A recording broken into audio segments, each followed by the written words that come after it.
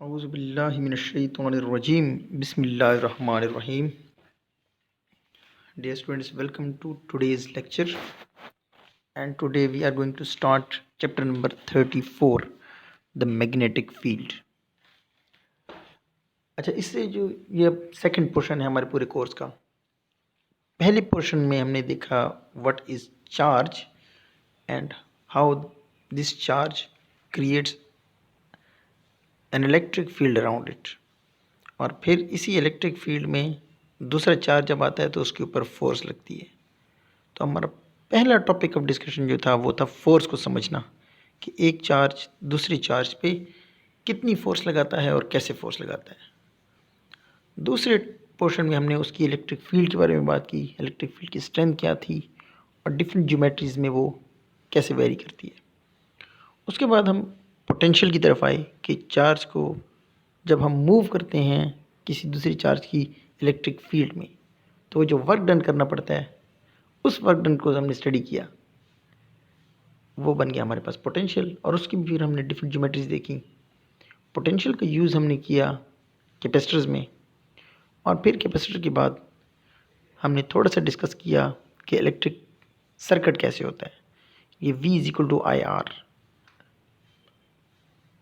जो हमने Ohm's law पढ़ा था, और ओम्स लॉ को माइक्रोस्कोपिक रिजीम में भी देखा कि माइक्रोस्कोपिक लेवल पे ओम्स लॉ की क्या शक्ल होगी। फिर उसके साथ हमने ये डिस्कस किया सर्किट कैसे बनेगा। अब वो सर्किट वाली बातें मैंने डिटेल में नहीं की, क्योंकि सर्किट एनालिसिस को हमने डिटेल में देखना है, उसके लिए अलग हमारे पास एक चैप्टर है एसी सर्किट्स। अब डीसी सर्किट्स और एसी सर्किट्स उसमें थोड़ा सा डिफरेंस है, तो मैंने कहा कि इसको हम इकट्ठे ही कर लेंगे, एसी सर्किट्स और डीसी सर्किट्स को, क्योंकि हमने इंडक्टर्स अभी तक नहीं पढ़ा। कैपेसिटर, इंडक्टर और कैपेसिटर ये तीनों मिलके और एक रोल प्ले करते हैं सर्किट्स के अंदर, तो इसको हम इकट्ठा सर्किट एनालिसिस बाद में कर लेंगे। अब हम आते हैं नेक्स्ट जो हमारे पास चैप्टर है, वो कल वाले जो नोट्स था वो भी मैं आपको शेयर कर देता हूँ। उसमें कुछ सर्किट्स के बारे में बातें थी। अब इस पोर्शन में हम लोग मैग्नेटिक फील्ड के बारे में पढ़ेंगे। व्हाट इज़ मैग्नेटिक फील्ड और ये क्या क्या इसकी मेन पॉइंट्स हैं। सो जो आपके पास मैग्नेटिक फील्ड है वो है क्या। Magnetic field is an area around a permanent magnet और current carrying magnet within which it has the ability to apply force on the other magnetic materials। अब बेसिकली मैग्नेटिक फील्ड है क्या, बिल्कुल electric field की तरह। जिस तरह charge के इर्द गिर्द एक पर्टिकुलर स्पेस होती थी, पर्टिकुलर एरिया था जिसके अंदर वो दूसरे चार्ज पे फोर्स लगा सकता था, इसी तरह मैग्नेटिक फील्ड क्या है। मैग्नेटिक फील्ड भी वो एक रीजन ऑफ स्पेस है। यहाँ पे मैंने वो एरिया लिखा है, but take it as an area, the region of space around a permanent magnet. तो दो चीज़ों से मैग्नेट बनता है। पहली चीज़ है परमानेंट मैग्नेट और दूसरी है करंट कैरिंग कंडक्टर। तो दोनों चीज़ें अगर आपके पास हों तो वो आपको मैग्नेटिक इफेक्ट देगा। कोई परमानेंट मैग्नेट जिससे आप अच्छी तरह वाकिफ़ हो, बचपन में आप लोग खेलते भी रहे होगे उसके साथ। परमानेंट मैग्नेट के इर्द गिर्द एक एरिया होता है जिसके अंदर अगर आप कोई मैग्नेटिक मटेरियल लेके जाओ, मैग्नेटिक मटेरियल एक तो मैग्नेट खुद है, दूसरा है आयरन, कोबाल्ट, निकल एंड इट्स एलॉयज़। तो आयरन क्या करता है, मैग्नेट की तरफ अट्रैक्ट होता है। आपके पास कोई परमानेंट मैग्नेट है, उसके इर्द गिर्द एक स्पेसिफिक रीजन के अंदर अगर आप दूसरा मैग्नेट लाते हो या आयरन लाते हो तो वो उसकी तरफ अट्रैक्ट होगा। तो ये बन गई एक सिचुएशन। दूसरी सिचुएशन यही है कि यही मैग्नेटिक फील्ड आपको तब मिलती है जब आपके पास कोई करंट कैरिंग वायर है, कोई तार है जिसमें से करंट गुजर रहा है, तो उसके इर्द गिर्द भी आपको वही चीज़ मिलेगी। Late suppose you have this wire, इसके इर्द गिर्द आपको मैग्नेटिक फील्ड मिलेगी। यानी कि यहाँ पे अगर आप कोई एक मैग्नेटिक नीडल लाते हो तो आप लोगों ने बचपन से पढ़ा हुआ कि वो डिफ्लेक्शन शो करेगी। सिमिलरली अगर इसके साथ कोई अगर आयरन का छोटा सा पीस हो तो वो इसके साथ अट्रैक्शन शो करेगा। तो मैग्नेटिक फील्ड का ओरिजिन बेसिकली मूविंग चार्जेस हैं। इस बात को अच्छी तरह आप समझ लो। तो मैग्नेटिक फील्ड जो आप लोग ऑब्जर्व करते हो, एक ऑब्जर्वेशन होगी आपके पास जब आप परमानेंट मैग्नेट को ऑब्जर्व करोगे, और दूसरी जब मूव करता हुआ चार्ज अपनी इर्द गिर्द एक मैग्नेटिक फील्ड बनाएगा। तो आपके पास दो चीज़ें आ गई। The first thing is permanent magnet और दूसरा इलेक्ट्रोमैग्नेट, मूव करता हुआ चार्ज। तो अब हम यहाँ पे ये भी चीज़ कंक्लूड करते हैं कि अगर आपके पास कोई चार्ज पड़ा हुआ है रेस्ट में, तो वो अपनी इर्द गिर्द एक इलेक्ट्रिक फील्ड बनाएगा। यही चार्ज अगर किसी स्पेसिफिक वेलोसिटी के साथ मूव कर रहा है, तो मूव करता हुआ चार्ज इलेक्ट्रिक फील्ड उसमें मौजूद है, उसके साथ साथ मैग्नेटिक फील्ड भी वो जनरेट कर लेगा। तो अब मैग्नेटिक फील्ड का आपको पता चल गया, what is magnetic field. Now it is a vector quantity. अब ये जो मैग्नेटिक फील्ड है ये बेसिकली क्या है, एक वेक्टर फील्ड है। वेक्टर फील्ड मीन इसके अंदर डायरेक्शन होगी। Let suppose you have a field of north pole and south pole. अब इस नॉर्थ एंड की तरफ मैं जब भी कोई दूसरा मैग्नेट लाऊंगा जिसमें ये नॉर्थ पोल हो, तो नॉर्थ और नॉर्थ आपस में एक दूसरे को रिपेल करेंगे। अगर इसी नॉर्थ पोल को मैं साउथ की तरफ लेके आऊँ तो ये हमेशा अट्रैक्शन होगी। Opposite poles attract each other and like poles repel each other. So ये आ गया इसकी वेक्टर होना। As a charge as a charge at rest creates an electric field around it. In the similar way, the moving charge creates a magnetic field around it. अब ये चीज़ हमने discuss कर ली, moving charge जो है वो magnet बनाएगा। तो हमारे पास इसको कंक्लूड करते हैं कि अगर आपके पास एक इलेक्ट्रिक फील्ड है, इलेक्ट्रिक चार्ज से बनेगी आपके पास इलेक्ट्रिक फील्ड, और वो इलेक्ट्रिक फील्ड क्या करेगी, दूसरी इलेक्ट्रिक फील्ड को मुतासर करेगी। इलेक्ट्रिक चार्ज से इलेक्ट्रिक फील्ड बनती है, इलेक्ट्रिक फील्ड दूसरी इलेक्ट्रिक चार्जेस की फील्ड को फील करेगा और फोर्स लगाएगा। सिमिलरली आपके पास दूसरा ओरिजिन क्या है, मैग्नेटिक फील्ड। मैग्नेटिक फील्ड का एक ओरिजिन है आपके पास नॉर्थ और साउथ मैग्नेटिक चार्जेस जो होते हैं। मैग्नेटिक चार्ज क्या है, नॉर्थ पोल एक मैग्नेटिक चार्ज है, दूसरा मैग्नेटिक चार्ज है साउथ पोल। तो ये नॉर्थ और साउथ जो होते हैं ये होते हैं मैग्नेटिक पोल्स। ये भी आपके पास बी यानी कि मैग्नेटिक फील्ड जनरेट करेंगे। तीसरी चीज़ है मूविंग चार्जेस। कोई चार्ज है वो मूव कर रहा है, इलेक्ट्रॉन है आपने उसको एक्सेलरेट कर दिया, वो मूव कर रहा है। अब जब चार्ज मूव करेगा तो वो अपनी इर्द गिर्द मैग्नेटिक फील्ड बनाएगा। एंड फाइनली एक और चीज़, इलेक्ट्रिक करंट। इलेक्ट्रिक करंट क्या होता है, इलेक्ट्रिक करंट होता है मूव करता हुआ चार्ज। इलेक्ट्रिक करंट आपके पास कन्वेंशनल भी हो सकता है और इलेक्ट्रिक करंट भी हो सकता है, यानी कि due to the flow of positive charge conventional current and due to the flow of negative charge electric current. तो दोनों केसेस में वो आपके पास मैग्नेटिक फील्ड बनाएगा बी।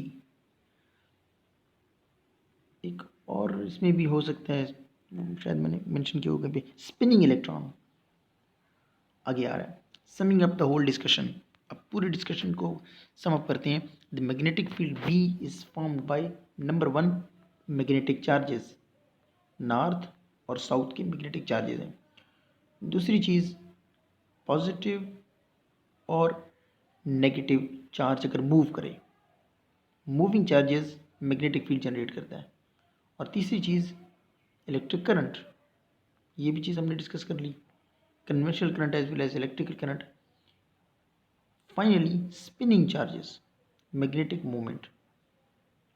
ये हम लोग आगे जाके पढ़ेंगे एटॉमिक फिजिक्स में कि अगर एक इलेक्ट्रॉन रिवॉल्व कर रहा है इन अ सर्कल तो एक मैग्नेटिक फील्ड बनेगी इसकी सर्कुलर मोशन की वजह से, और दूसरी मैग्नेटिक फील्ड बनती है इसकी स्पिनिंग की वजह से।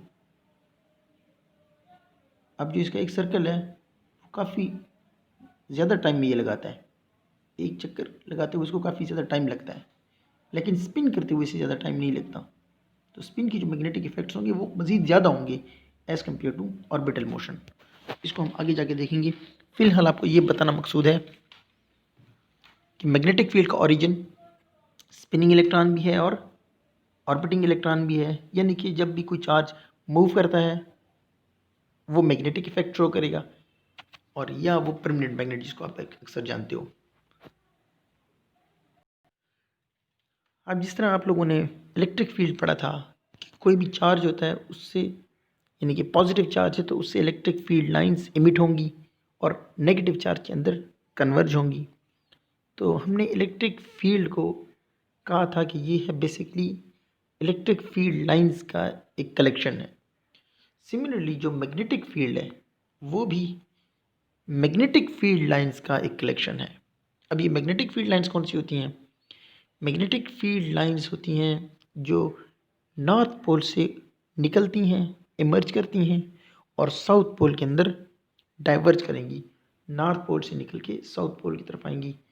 इस तरह के आप लोगों ने फिगर्स भी देखे होंगे। इसमें यू हैव दिस मैग्नेट और लेट्स सपोज ये have north pole and south pole. अब हमने अगर इसकी मैग्नेटिक फील्ड बनानी है तो यहाँ से मैग्नेटिक फील्ड लाइन्स निकल के नॉर्थ पोल से निकलेंगी और साउथ पोल के अंदर कन्वर्ज करेंगी। जिस पॉइंट के ऊपर मैग्नेटिक फील्ड लाइंस की डेंसिटी ज़्यादा होगी, जस्ट लाइक ये जगह और ये वाली जगह, तो वहाँ पे मैग्नेटिक फील्ड की स्ट्रेंथ भी ज़्यादा होगी। मैग्नेटिक फील्ड की स्ट्रेंथ उस पॉइंट पे ज़्यादा होगी जहाँ पे इलेक्ट्रिक फील्ड लाइंस ज़्यादा होती हैं। अब ये मैग्नेटिक फील्ड लाइंस और डायरेक्शन जो है उसकी, this one is important. The line of B are drawn so that the tangent to any line gives the direction of magnetic field. अब जिस तरह हमने देखा था कि ये एक मैग्नेट है, इससे ये लाइन निकल रही है, इस लाइन पे टेंजेंट लगा लो किसी भी पॉइंट पे, तो ये आपको डायरेक्शन देगा मैग्नेटिक फील्ड की एट दिस पर्टिकुलर पॉइंट। तो ये बन गई आपके पास direction of the magnetic field with lines. Next बात है कि number of magnetic field lines passing through certain area gives the magnitude of magnetic field B. बिल्कुल उसी तरह जिस तरह फ्लक्स आप लोगों ने पढ़ा था, फ्लक्स पढ़ा था आप लोगों ने, इलेक्ट्रिक फ्लक्स था फाई ई जो इक्वल था E dot D A. E dot D A ये आपको दे देता था इलेक्ट्रिक फ्लक्स, यानी कि number of electric field lines passing through certain area. अब इसी तरह आपके पास फाई बी मैग्नेटिक फ्लक्स जो है वो आपके पास आएगा B dot D A. B dot D A ये आपको देता है magnetic flux, magnetic field lines passing through certain area. जिस एरिया से मैग्नेटिक फील्ड लाइन ज़्यादा पास हो रही हैं उसकी स्ट्रेंथ, उसका मैग्नीट्यूड ज़्यादा होगा, और जहाँ से कम पास हो रही है वहाँ पे कम मैग्नेटिक फील्ड होगी। Where lines are close together, the strength of B is higher than a place where the number of density of magnetic field lines is lesser. इस बात को भी हमने एक्सप्लेन कर दिया। अब इलेक्ट्रिक फोर्स की जो इक्वेशन है is equal to E Q. You know it better कि कैसे आता है E Q, because F is equal to E is equal to F by Q. Force is equal to, अब इस क्यू को उठा के यहाँ पे ले आओ तो ई क्यू बन जाएगी। अब electric force on the charge particle is always parallel. अब ये इंपॉर्टेंट पॉइंट है कि इलेक्ट्रिक फोर्स जो होती है वो हमेशा पैरेलल होती है। ये हमने अगर एक प्लेट बना ली, इस पर पॉजिटिव चार्ज है, इस पर नेगेटिव चार्ज है, तो इससे इलेक्ट्रिक फील्ड लाइंस निकल के ऐसे आ रही हैं। अभी इसमें मैंने एक रख दिया चार्ज पार्टिकल, तो चार्ज पार्टिकल किधर मूव करेगा? चार्ज पार्टिकल मूव करेगा from positive to negative. Direction कौन सी है? Parallel to magnetic field lines. But magnetic field में क्या होता है, magnetic force on moving particle is always perpendicular to the B lines. Magnetic force लग रही है, लेट्स सपोज आपके पास ये एक नॉर्थ पोल है और ये साउथ पोल है, इसका नॉर्थ इधर है, इसका साउथ इस साइड पे है। अब इसमें से जब कोई चार्ज पार्टिकल को हम मूव करवाते हैं तो उस पर लगने वाली फोर्स ये इस तरह से इलेक्ट्रिक मैग्नेटिक फील्ड लाइंस हैं, तो ये फोर्स है ये इन दोनों पे परपेंडिकुलर होगी। फोर्स क्या कर रही है, ये उसको इस लाइंस पे परपेंडिकुलर, ये उसको इधर लेके जाएगी। सो वेरी इंपॉर्टेंट पॉइंट कि इलेक्ट्रिक फोर्स जो होती है वो मूविंग चार्ज के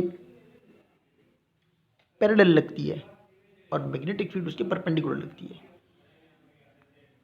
the magnetic force on moving charge particle, अब लेट्स सपोज इधर मैंने फिगर भी बनाया हुआ है, let's suppose we have an area and space in which some constant magnetic field is there. So अब हमने ऑब्जर्वेशंस क्या ली, मैथमेटिकली एक्सपेरिमेंटली जो चीज़ें हमने ऑब्जर्व की उनको मैं अब एक्सप्लेन करता हूँ नंबर वाइज। नंबर वन, पहली चीज़ जो हमने ऑब्जर्व की वो ये था कि अगर किसी भी मैग्नेटिक फील्ड में चार्ज पार्टिकल को रख दिया जाए तो उस पर किसी किस्म की कोई फोर्स एक्ट नहीं करती। ये एक मैग्नेटिक फील्ड है और उसमें हम एक चार्ज पार्टिकल को रख लेते हैं, तो ये चार्ज पार्टिकल इधर ही पड़ा रहेगा। Charge particle at rest experiences no force.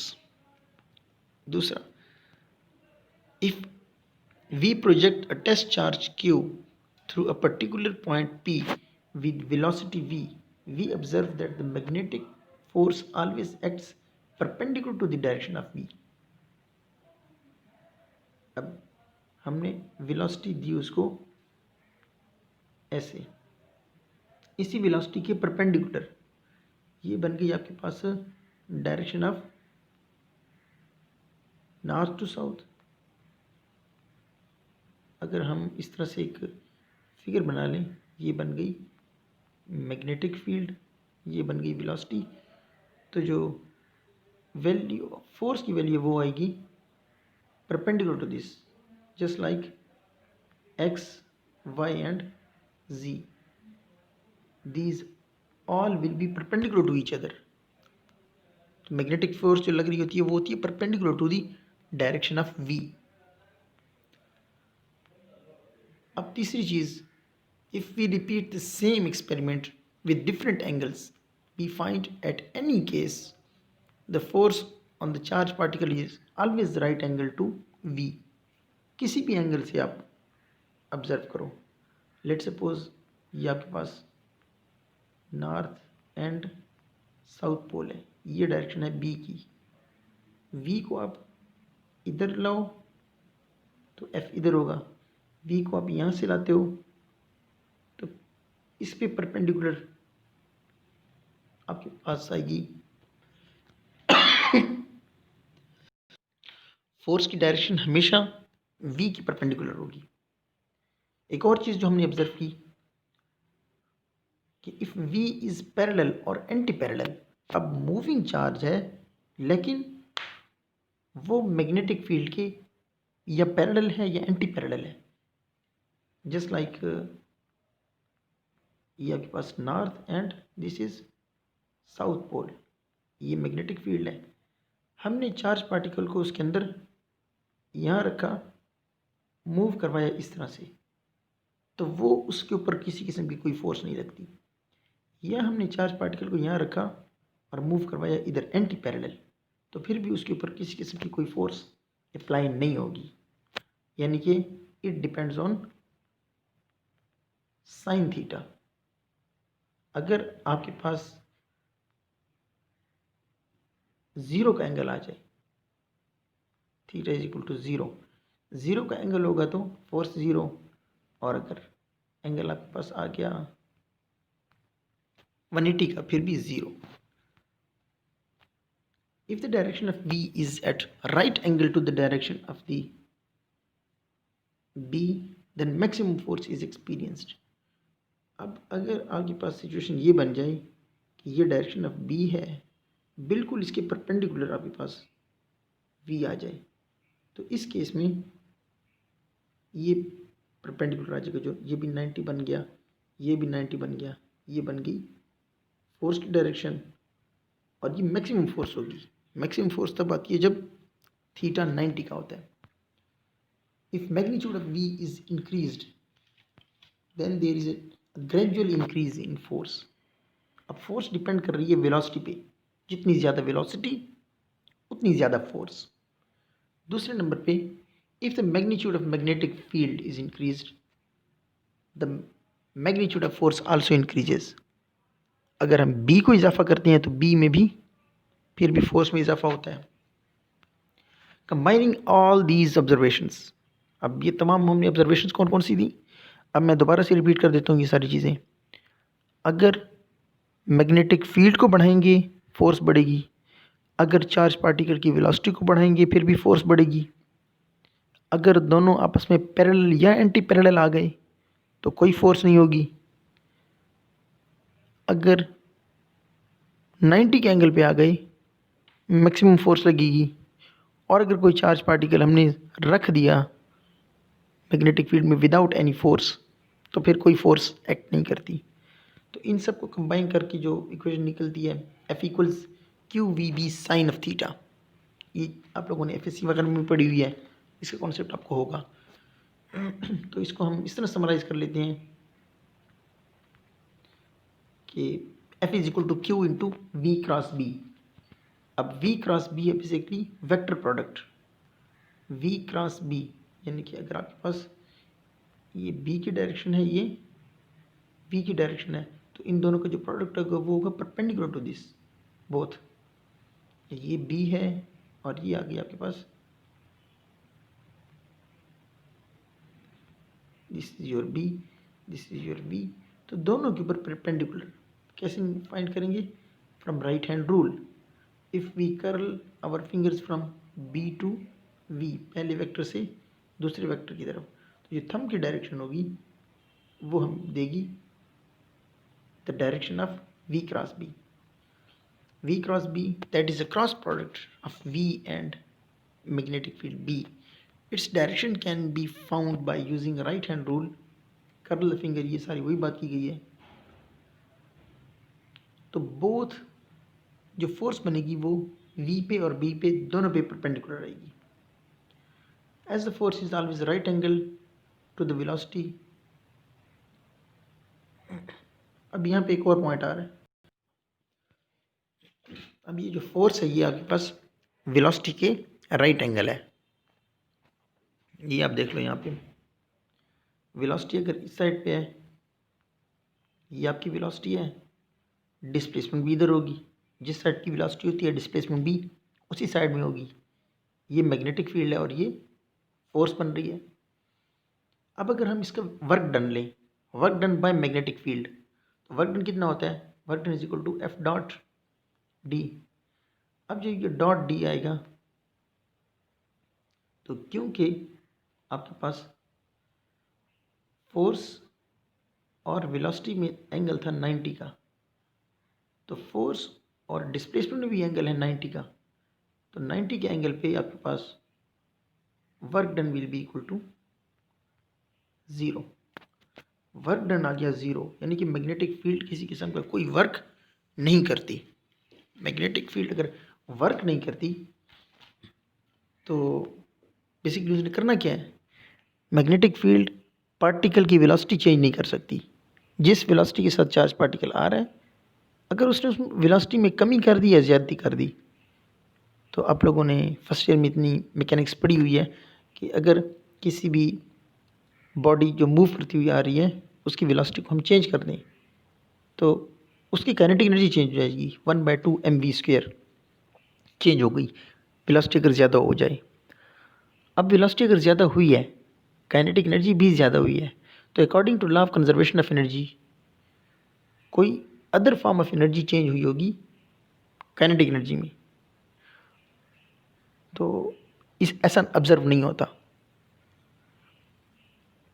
अगर चार्ज पार्टिकल एंटर हुआ है किसी भी वेलोसिटी के साथ तो उसकी वेलोसिटी चेंज नहीं होगी, उसकी डायरेक्शन चेंज हो जाएगी। वो सर्कुलर पाथ के अंदर या हेलिकल पाथ में मूव करेगी, लेकिन उसकी वेलोसिटी वही रहेगी। So the equation also tells us, अब F is equal to Q V B आपको ये बताती है कि B is equal to F by Q V. अब यहीं से आप मैग्नेटिक फील्ड बी की डेफिनेशन लेते हैं कि मैग्नेटिक फील्ड बी क्या चीज़ है। तो मैग्नेटिक फील्ड है, अगर 1 न्यूटन की फोर्स है, 1 कूलम का चार्ज है और वेलोसिटी है उसकी 1 मीटर पर सेकंड, तो ये कूलम पर सेकंड जो है ये एम्पेयर बन जाता है। तो वो इसकी जो यूनिट बनेगी वो बनेगी टेस्ला। 1 न्यूटन 1 एम्पेयर पर मीटर टेस्ला है, और दूसरी यूनिट इसका गाज है 10⁴ gauss is equal to 1 tesla. अब important note, as the magnitude as the magnetic force, ये वही बात है जो मैंने अभी आपको बताई, क्योंकि वर्क डन ज़ीरो होगा तो वो उसकी काइनेटिक एनर्जी को न ज़्यादा कर सकती है न कम कर सकती है, सिर्फ उसकी डायरेक्शन को चेंज करेगी। Now the next thing is Lorentz force. अब यहाँ तक आपको पता चल गया होगा what is magnetic field, magnetic field क्या चीज़ है और कैसे जनरेट होती है, क्या उसके पैरामीटर्स हैं। अब इसी मैग्नेटिक फोर्स को यूज़ करते हुए हम थोड़ा सा पढ़ते हैं लॉरेंट्ज फोर्स को। If there is an electric field and magnetic field, both are present in the certain region of space, then the charged particle moving in this region of space will experience both electric force and magnetic force. अब let suppose आपने किसी ऐसा reason of space रखा है जिसके अंदर magnetic field भी है और इलेक्ट्रिक फील्ड भी है।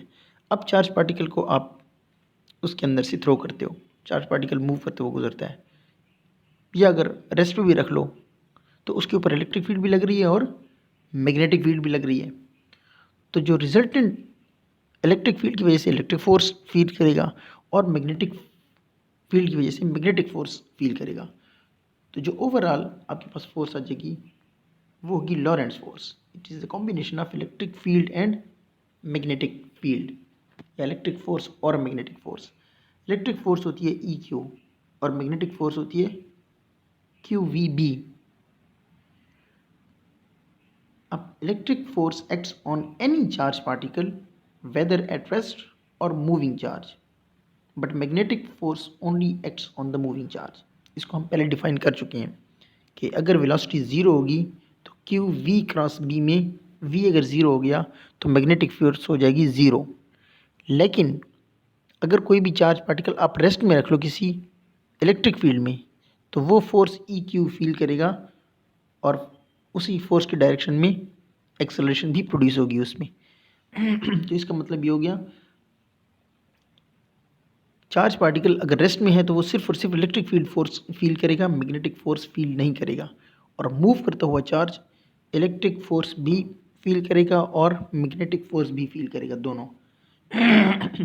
We can arrange the charge the electric forces and magnetic forces on a charged particle in such a way that their magnitude and direction is equal and opposite and cancel each other, resulting force is zero. अब हम electric force को और magnetic force की direction और उसका magnitude ऐसे arrange कर सकते हैं जिसके नतीजे में इलेक्ट्रिक फोर्स और मैग्नेटिक फोर्स अगर आपस में बराबर हो जाएं तो इस केस में क्या होगा, इलेक्ट्रिक फोर्स और मैग्नेटिक फोर्स बराबर हो गई। इलेक्ट्रिक फोर्स है ई क्यू और मैग्नेटिक फोर्स है क्यू वी बी। क्यू और क्यू कैंसिल हो गया तो रिजल्टेंट आपके पास आ गया v is equal to E by B. अब ये वेलोसिटी सेलेक्टर के नाम से आप लोगों ने इसको पढ़ा होगा एफएससी में। The crossed E and B fields therefore serves as the velocity selector. Only those particle having velocity v is equal to e by b can pass through a region undeflected. Any other velocity particle will experience a net force and will not follow the straight line. अब ये समझने वाली बात है, हमने main बात क्या की थी, अगर आपके पास इलेक्ट्रिक फोर्स और मैग्नेटिक फोर्स दोनों बराबर हो जाएं, इलेक्ट्रिक फोर्स और मैग्नेटिक फोर्स दोनों बराबर हो गई, तो इसमें आपके पास ये कंडीशन बन गई थी E/B is equal to V। तो कोई बहुत सारे चार्ज पार्टिकल जा रहे हैं डिफरेंट वेलोसिटी के साथ, हमने यहाँ पे E लगा दी, इधर नीचे B लगा दी, दोनों की मैग्नीट्यूड इक्वल और अपोजिट है, बाकी सारे चार्ज पार्टिकल के ऊपर कोई ना कोई फोर्स लगेगी। सिर्फ ये वाला पार्टिकल जिसमें इलेक्ट्रिक फोर्स और मैग्नेटिक फोर्स आपस में बैलेंस कर रही हैं वो सीधा निकल जाएगा। समझने वाली बात है, इलेक्ट्रिक फोर्स और मैग्नेटिक फोर्स दोनों आपस में बैलेंस हो रही हैं तो वो पार्टिकल बिल्कुल सीधा, और जिसमें मैग्नेटिक फील्ड ज़्यादा है वो इधर आ जाएगा, जिसमें इलेक्ट्रिक फील्ड ज़्यादा है वो इधर डिफ्लेक्ट हो जाएगा। स्ट्रेट लाइन में सिर्फ वो हो जाएगा जिसमें इलेक्ट्रिक फील्ड और मैग्नेटिक फील्ड दोनों इक्वल आ जाएं। सो इसको हमने वेलोसिटी सिलेक्टर कहा।